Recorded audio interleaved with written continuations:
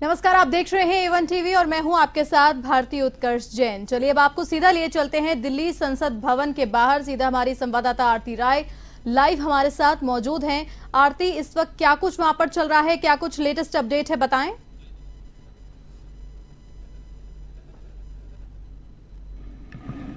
जी बिल्कुल भारती, आपको बता दूं कि संसदीय दल की आज बैठक हुई जिसमें यह तय हो गया, तीसरी बार जो है पीएम मोदी के नाम पर मोहर लगी और सभी एनडीए के लीडर्स हो, चाहे जो भी गठबंधन में सभी लीडर्स हो, नीतीश कुमार हो, चिराग पासवान हो, सभी ने अपना समर्थन दे दिया। और अभी मैं दिखा दूं, पीछे सभी नेताओं का काफिला जाते हुए दिख रहा है और समर्थन के बाद ये तय हो गया है कि पीएम मोदी जो है लंच के बाद सीधे मनोहर जोशी और लालकृष्ण आडवाणी के साथ उनके घर आवास पर जाएंगे और उनसे आशीर्वाद लेने पहुंचेंगे। जी आरती, इसके अलावा ये बताएं कि आगे की राह इतनी आसान नहीं है जैसी बीते 10 सालों में रही है, क्योंकि अब एनडीए की सरकार है। जहां पहले हम ये बात करते थे मोदी सरकार, भाजपा सरकार, अब ये हमें मान के चलना होगा कि सरकार एनडीए की है।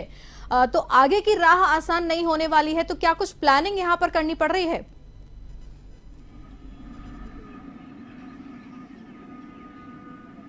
जी बिल्कुल, जैसे बता दूं एनडीए बहुमत के साथ है, बहुमत के साथ सरकार में दावा अपना पेश किया है, क्योंकि भाजपा के 240 हैं और जो वोटों की काउंटिंग जिस तरह से आंकड़े आए हैं 272 से कम है, तो एनडीए की सरकार बनी है। और इस तरह से एनडीए के विजन में जो है इस बार प्रधानमंत्री मोदी ने इस बार शपथ लेंगे और शपथ ग्रहण जो है संडे को हो सकता है, सूत्र बता रहे हैं कि संडे को पॉसिबल हो और राष्ट्रपति भवन में जो है ये शपथ ग्रहण समारोह होगा। लेकिन आज की बात करूं तो आज तमाम नेताओं, चाहे राजनाथ सिंह हो, चाहे अमित शाह हो, चाहे जेपी नड्डा हो, ये सभी ने अपना समर्थन देते हुए ये अपने भाषण में कहा है कि प्रधानमंत्री मोदी के विजन से ही एनडीए में बढ़ोतरी हुई है, वृद्धि हुई है। और वहीं मोदी जो है प्रधानमंत्री मोदी है, उन्होंने विपक्ष पर भी निशाना साधा है और कहा है कि जिस तरह से ईवीएम को लेकर तमाम अटकलें चल रही थी, विपक्ष जिस तरह से निशाना साध रहा था कि ईवीएम गलत काउंट करता है, लेकिन इस तरह से अब विपक्ष के ऊपर भी ताला लग गया है, मुंह के ऊपर ताला लग गया, क्योंकि आंकड़े जो है दूसरे पक्ष के भी सही तौर पे आए हैं। बिल्कुल ठीक कहा आपने आरती, लेकिन यहाँ एक चीज और देखने होगी कि एनडीए मतलब संसदीय दल की जो बैठक हुई उसमें नरेंद्र मोदी को जो है नेता चुन लिया गया, लेकिन यहाँ पर भूमिका की अगर बात की जाए तो चंद्रबाबू नायडू की और नीतीश कुमार की भूमिका भी काफी अहम होने वाली है। क्या इसे लेकर कोई इनपुट्स मिले हैं क्या?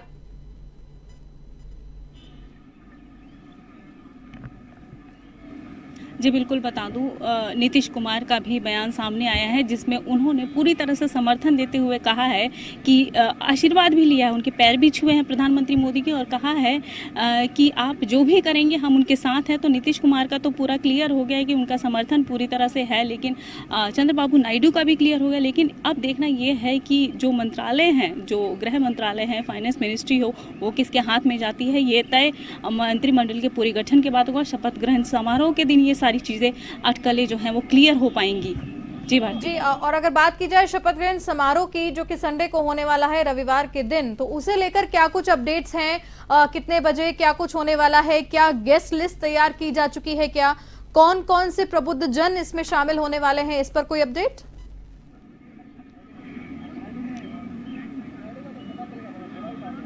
शपथ ग्रहण समारोह सूत्र ये कहते हैं कि शाम को 6 बजे राष्ट्रपति भवन के पास होगा, लेकिन साथ ही इसमें विदेशों से भी, बाहर की कंट्री के देशों के भी मिनिस्टर्स, लीडर्स बुलाए जाएंगे, पड़ोसी देशों के राज्यों के लीडर्स बुलाए जाएंगे। साथ ही एनडीए के जितने नेता होंगे, जितने लीडर्स होंगे, मुख्यमंत्री होंगे, भजन लाल शर्मा होंगे, मध्य प्रदेश के सीएम होंगे मोहन यादव, जितने भी मतलब तमाम एनडीए के लीडर्स और विपक्षों को हो सकता है न्योता मिले इसमें आने का। तो इस तरह से मैं आपको बता दूं कि शपथ ग्रहण के दिन काफ़ी बड़े तमाम लीडरों को आने का न्योता दिया जाएगा।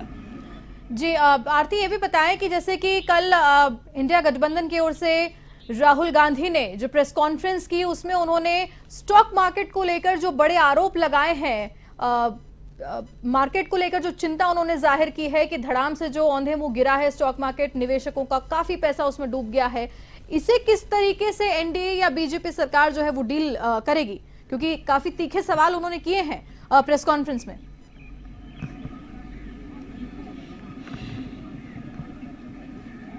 क्योंकि जैसे मैं आपको बता दूं कि भाजपा की तरफ से कहा गया था जिस दिन चुनाव के परिणाम आने थे उस दिन कहीं ना कहीं उस तरफ से भाजपा की तरफ से कहा गया था कि स्टॉक मार्केट में अपना इन्वेस्ट कीजिए। तो ये कहीं ना कहीं कांग्रेस का निशाना है, क्योंकि जिस तरह से स्टॉक मार्केट और शेयर मार्केट में गिरावट आई है वो सीधे तौर पर विपक्ष भाजपा पे ही निशाना साध रही है, क्योंकि भाजपा ने ये बयान दिया था कि स्टॉक मार्केट में अपने निवेश को लगाए लोग, और लोगों का काफ़ी इसमें निवेश डूब गया है। जी, और साथ ही साथ भर्ती के जो रिजल्ट्स आए हैं रीट भर्ती को लेकर, उसे लेकर भी कहीं ना कहीं आड़े हाथों लिया जा रहा है। तो उसे लेकर क्या किसी तरह का कोई पक्ष रखा गया है क्या एनडीए की ओर से या भाजपा की ओर से?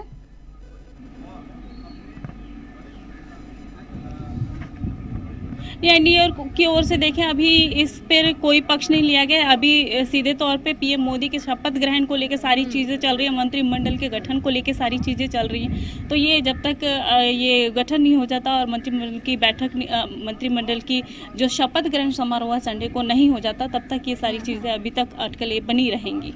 जी आरती, एक आखिरी सवाल और आपसे इस पर लेना चाहूंगी कि जैसा कि आपने बताया कि नीतीश कुमार जो हैं उन्होंने आशीर्वाद लिया प्रधानमंत्री का, तो इससे ये साफ हो गया है कि वो हर तरीके से जो भी निर्णय जो मंत्रालय उन्हें दिया जाएगा उसे वो एक्सेप्ट करेंगे। और जैसा कि आपने बताया कि नायडू की भी साथ में ऐसा ही कुछ नजर आ रहा है। लेकिन ये यहाँ पर एक बड़ा सवाल ये भी है कि किस तरीके से आगे फैसले लिए जाएंगे, क्योंकि ये तो नहीं माना जा सकता है कि जिस तरीके से फैसले पहले लिए जाते रहे हैं उसी तरीके से आगे भी लिए जाएंगे, क्योंकि अब राह आसान नहीं है, गठबंधन की सरकार है।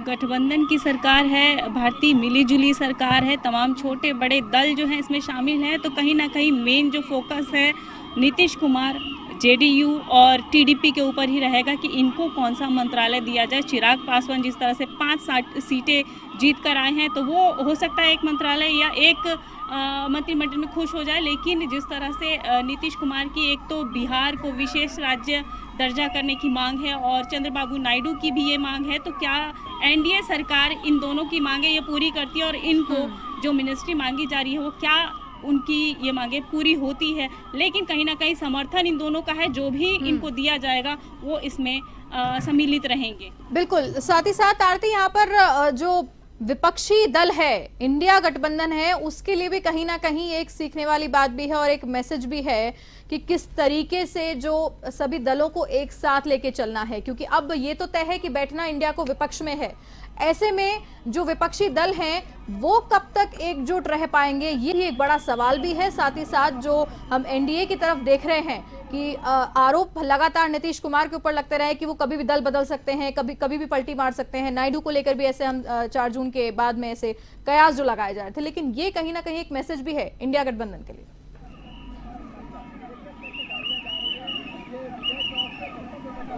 इंडिया गठबंधन की बात करें, भारतीय या फिर बीजेपी की बात करें, एनडीए की बात करें, दोनों ही अब मिलीजुली सरकार के साथ है। दोनों के ही में जो है पार्टी के कई लीडर्स मिले जुले हैं, तो दोनों के लिए काफ़ी मुश्किल का सामना करना पड़ेगा। और किस तरह से अपने नेताओं को बचाया जाए, किस तरह से अपने नेताओं को साथ में रखा जाए, ये दोनों के लिए काफ़ी मुश्किल रह पाएगा। और कहा यह जा रहा है कि राहुल गांधी को विपक्ष का नेता चुना जा सकता है, क्योंकि जिस तरह से राहुल गांधी का विपक्ष में भूमिका रही है, जिस तरह से उन्होंने इंडिया अलायंस को लेके चले हैं और पूरी भारत जोड़ो न्याय यात्रा के साथ जिस तरह के आंकड़े आए हैं इंडिया अलायंस में, वो कहीं ना कहीं काफ़ी चौंकाने वाले हैं और इंडिया गठबंधन के लिए काफ़ी अच्छे हैं। लेकिन दिल्ली की परे, उम्मीद से परे ये नतीजे आए हैं और कहीं ना कहीं एनडीए के लिए एक तगड़ा झटका भी है।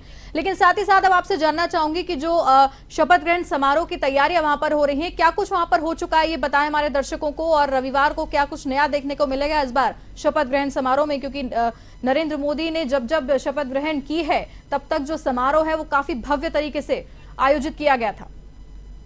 जी भारती, मैं आपको बता दूं, फिलहाल तो अभी दिखा दूं, यहाँ पीछे संसद भवन है और यहाँ से तमाम शीर्ष लीडर जो भी एनडीए में आए हुए थे, जितने भी संसदीय दल के बैठक के नेता आए हुए थे, अभी यहाँ से आपको काफिला दिख रहा होगा। पीएम मोदी का भी गया, अभी तमाम लीडर्स का भी गया, वो सभी अभी जाते हुए नजर आ रहे हैं। और पीएम मोदी को बधाई देने के बाद सभी अपने आवास पे जाते हैं और साथ ही पीएम मोदी जो है मनोहर जोशी और लालकृष्ण आडवाणी के घर जाएंगे आशीर्वाद लेने। और आप ये देख सकते हैं काफिला निकल रहा है यहाँ से, पीएम मोदी का काफिला निकल रहा है, आप ये स्क्रीन पे आप देख सकते हैं। जी भारती। जी आरती, ये भी बताएं कि जो शपथ ग्रहण समारोह आयोजित किया जाने वाला है, क्या वो नरेंद्र मोदी जो कि तीसरी बार प्रधानमंत्री पद की शपथ लेने वाले हैं, क्या वहीं तक सीमित रहेगा या बाकी जो दल के नेता हैं उन्हें भी मंत्रालय डिस्ट्रीब्यूट कर दिए जाएंगे?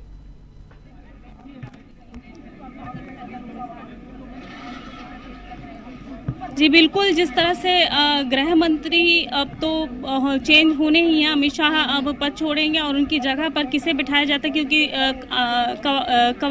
कवायद यह लगाई जा रही है कि शिवराज सिंह चौहान जो हैं मध्य प्रदेश के पूर्व सीएम हैं और उन्होंने जिस तरह से इस बार आंकड़े पेश किए हैं जीत के 8 लाख वोटों से जीते हैं, तो हो सकता है इनको गृह मंत्रालय मिला जाए। ऐसा सूत्र को कहना है कि इनको गृह मंत्रालय मिल सकता है और साथ में जो इनके घटक दल हैं उनको किस तरह के कौन कौन से मंत्रालय मिले, ये मंत्रिमंडल के गठन के बाद ही पता चलेगा। जी भारती। जी आरती, तमाम जानकारी के लिए बहुत बहुत धन्यवाद।